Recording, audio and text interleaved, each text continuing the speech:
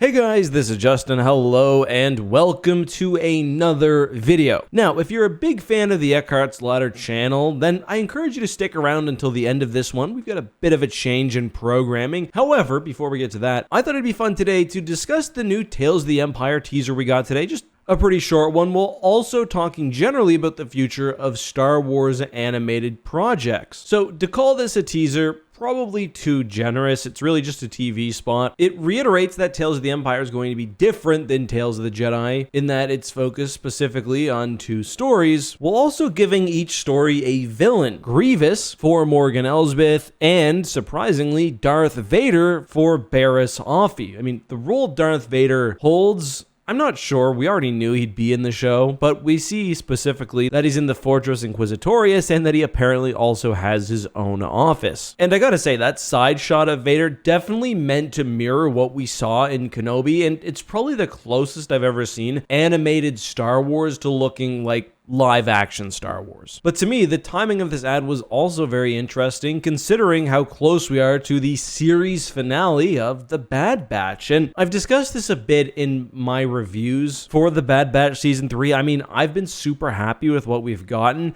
but I can't help but feel like this show is ending prematurely. I don't know what I expected out of Season 3 and just sort of the final season generally before we knew that Season 3 would be the last, but I thought the show would probably tie into the greater Clone Rebellion, that we'd start to see more of a sort of galactic level shift on that front, and I think that was kind of hinted at by Season 1, but obviously Season 3 ended up narrowing the scope quite significantly, and we're more now about the actual story of the Bad Batch and the clones within Mount Tantus, and to a lesser degree, Project Necromancer and the secrets of Palpatine's research. I'll admit, initially I thought this was a bad thing, but now I'm wondering, what do they have cooking for the future of animated Star Wars? I think that Tales of the Empire is going to be an improvement over Tales of the Jedi. Now, obviously, we haven't seen the former, but there's one major difference. Tales of the Jedi, while good, to me felt like a series of additions to the Clone Wars. The stories were nice vignettes, and I've always got room for that, but Tales of the Empire seems different in that we're directly learning more about characters who are still in the fold. Well, at least Morgan Elsbeth. We're seeing her initial meetings with Thrawn, and it's quite likely that that plays into the future of the Ahsoka series and everything else. We don't know to what degree Thrawn in Star Wars canon was really preparing to strike out on his own, whether if necessary or because he saw the opportunity. And what's interesting to me is how we're really tying together Ahsoka, Kenobi, obviously the Clone Wars, into a show that feels a bit more forward-facing. What that means for the character of Barriss, whether she is going to figure into future plans, I don't know. But to me, a story about Barriss, a character whose fate remains unknown, is far more interesting than another bit of backstory for a character like Ahsoka. And that brings me into the future of Star Wars animated shows. My hope is that pretty much right after The Bad Batch,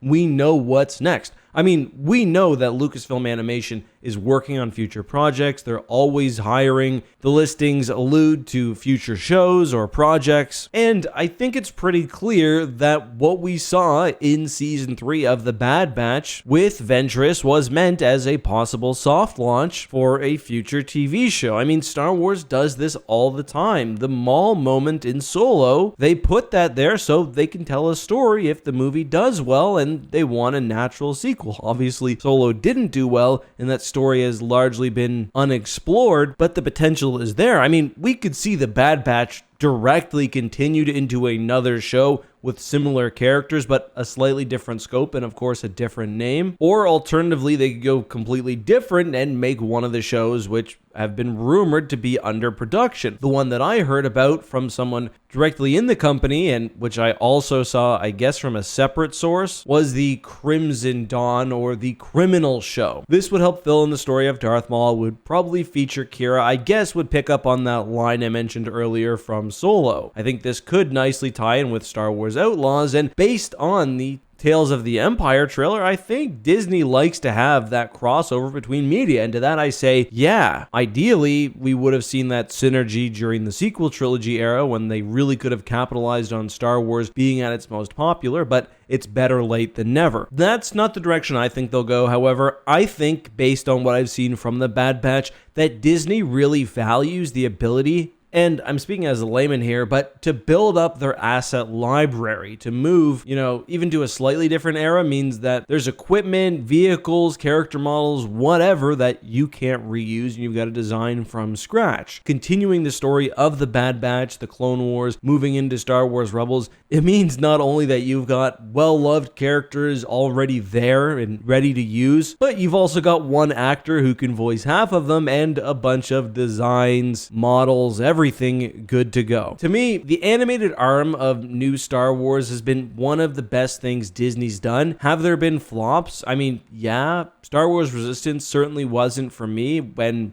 I think it could have done what the Clone Wars did to the prequel trilogy for the sequels. But I mean, just generally great overall. And I hope that with the end of the Bad Batch, we're not left waiting for the next thing, because this is a show that felt like it had legs. So if it is going to be cut down, let's see something else come into its place. But those are my general thoughts. Before we end today's video, though, I alluded to a new project or system. Well, it's pretty simple. I'm going to expand the hashtag AskEck that I've been answering at the end of every video, and I'm going to give more opportunities for you guys to get your questions heard by me. And I do want your feedback on this. I do think it could be controversial, but when I look at the hashtag AskEck I've really seen them dry up, and that's partially because there are so many. The chances of your specific question being answered might dissuade you from actually posting, and we thus end up seeing basically the same questions asked by the same few dozen people over and over and over again. So to combat that, I've decided that I'm going to offer to my patrons a weekly hashtag AskEck post, which I will be using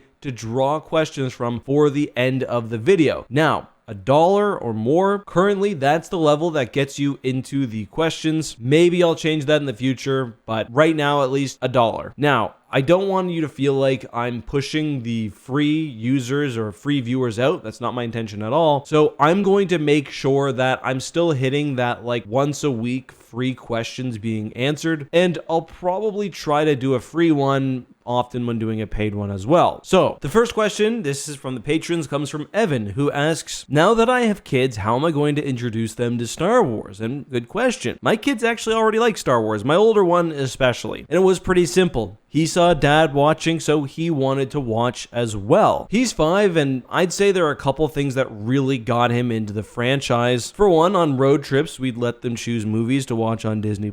He would always choose episode 3, although there are certain parts, especially when he was younger, I would skip and he wouldn't want to watch. But the new Lego Star Wars, he's played a ton of that on Switch. That has really helped him understand the movies, how the timeline works. I mean, it's confusing for a kid. Like, who is Anakin versus who is Darth Vader? Why is the timeline all jumping around? He understands all of that now, and he asks to, listen to the Mandalorian theme song or watch the movies. It's great. If he didn't like it, though, I don't think I'd be the kind of person to force it. The books also help a lot. Like, we've got the Lego Star Wars picture books. He's got young reader books. He's watched some of the Young Jedi Knight show. As for my favorite part of Star Wars kids media, if Rebels counts, it would be Rebels. If it doesn't, probably the Young Jedi Knights novels from the old expanded universe. All right, from the YouTube comments, we also have, what ships did the Empire use to carry AT-ATs, tanks, etc. to the battlefield? Did they use ships like LATs in the Clone Wars? And yes, the Empire had a variety of lifters. The Titan was probably my favorite. It carried the AT-ATs within its hull. The Gazanti could attach them to basically the tie racks, and there are various other large and small methods to drop off the walkers. But that's all for me today. I hope you guys enjoyed this video. Until next time, be safe, have a good one, and of course, may the Force be with you. Bye-bye.